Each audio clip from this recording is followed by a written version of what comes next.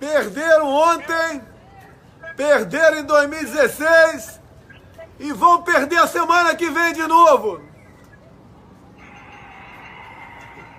Só que a faxina agora será muito mais ampla. Esses marginais vermelhos serão banidos de nossa pátria. Petralhada, vai tudo vocês pra ponta da praia. Vocês não terão mais vez em nossa pátria. Será uma limpeza nunca visto na história do Brasil. Sem Folha de São Paulo, nós ganharemos essa guerra. Queremos a imprensa livre, mas com responsabilidade. A Folha de São Paulo é o maior fake news do Brasil. Imprensa vendida, meus pêsames. Seu pai sendo eleito no primeiro turno, há a possibilidade do STF, que há uma previsibilidade, dele agir e impedir que o seu pai assuma, e isso acontecendo, o Exército pode agir sem ser invocado lá, salvo engano, acho que é o artigo 1º, se isso acontecer? Aí já está caminhando para um estado de exceção, né? O STF vai ter que pagar para ver, e aí quando ele pagar para ver, vai ser ele contra nós. Assim, você está indo para um pensamento que muitas pessoas falam e muito pouco pode ser dito.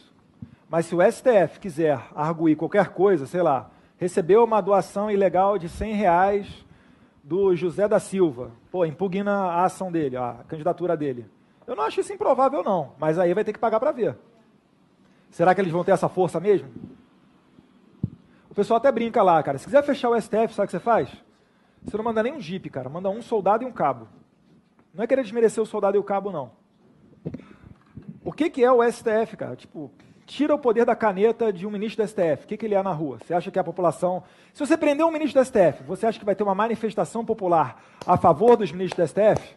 Milhões na rua? Não vai, Solta o Gilmar. Mas você vai solta o Gilmar. Quando eu e outras pessoas aparecemos aqui afirmando que a democracia brasileira está em risco, muita gente reage como se fosse uma paranoia, como se fosse um excesso, como se fosse um exagero, como se a gente estivesse delirando e querendo causar um medo nas pessoas. Mas como você pode ter visto nesse vídeo aí, que é recente, esse medo não é infundado.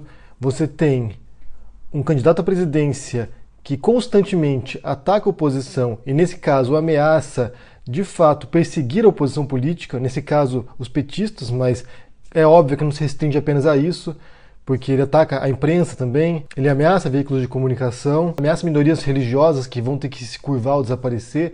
Então, você tem alguém que claramente, explicitamente, ao longo de muitos anos, propõe esse discurso de perseguição política da oposição. Você tem um vice-presidente, que é o general Mourão, que também já propôs e já mencionou a possibilidade de golpe militar em algumas circunstâncias. Agora foi silenciado pela campanha do Bolsonaro, mas vira e mexe diz coisas do gênero. Você vê o filho do Bolsonaro dando uma aula em Curitiba e menciona que, se eles quiserem, se por acaso o TSE tentar impugnar a candidatura do Bolsonaro ou a eleição, né, tentar anular a eleição, que basta que alguns militares vão lá no TSE e deponham o ministro, fecham o TSE ou alguma coisa do gênero.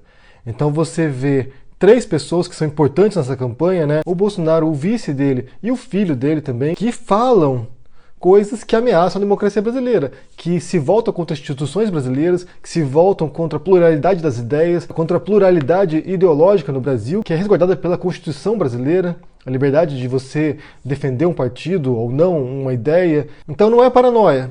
Não é paranoia você vir aqui falar que as pessoas, os brasileiros agora, uma grande parcela dos brasileiros, está votando conscientemente para alguém autoritário e que pode pôr em risco a democracia. São vocês aí no Brasil que estão escolhendo isso. Não é uma conclusão que a gente tira aqui do nada, de suposições, de devaneios, mas é a partir da fala dessas pessoas.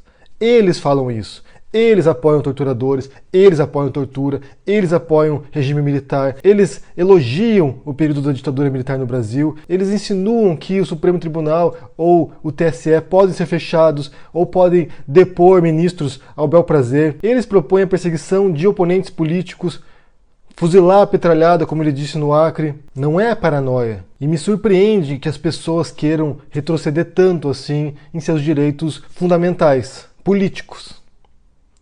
O direito à discordância, ao contraditório, a você poder expressar aquilo que você pensa. E mais incrível ainda é com o apoio dos juízes, com o apoio do TSE, que vem declarar que a princípio não parece que houve fraude na campanha do Bolsonaro.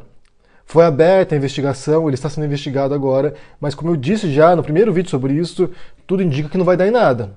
Ele vai se eleger e o que vai acontecer depois é um enigma, é um mistério ainda, mas pode ser muito ruim para todos nós. Eu quero saber se vocês tinham assistido já essas declarações, tanto do Bolsonaro quanto do filho. Essa declaração do Eduardo Bolsonaro foi um pouquinho antes do primeiro turno, mas parece que já pressentia o que ia acontecer. Porque ele já fala de fraude de campanha, né, de Caixa 2, ali ele menciona um Caixa 2, então parece que já sabiam que podia acontecer. E pelas medidas que foram tomadas em seguida pelo WhatsApp, por exemplo, que cancelou centenas de milhares de contas de WhatsApp, a gente pode ter uma noção que realmente isso estava ocorrendo nos bastidores. A gente não sabe ainda se foi com Caixa 2 ou não, mas isso de divulgação pelo WhatsApp a gente sabe que estava ocorrendo, a gente vê isso, eu vi isso incontáveis vezes. Eu quero saber de vocês se vocês estão com medo.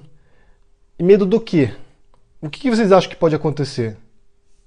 Ou ser infundado, ou ser só um medo exagerado, uma paranoia. Deixa no comentário aqui embaixo o que você pensa, deixa o joinha, assina o canal, a gente se vê por aí. Abraço, até mais.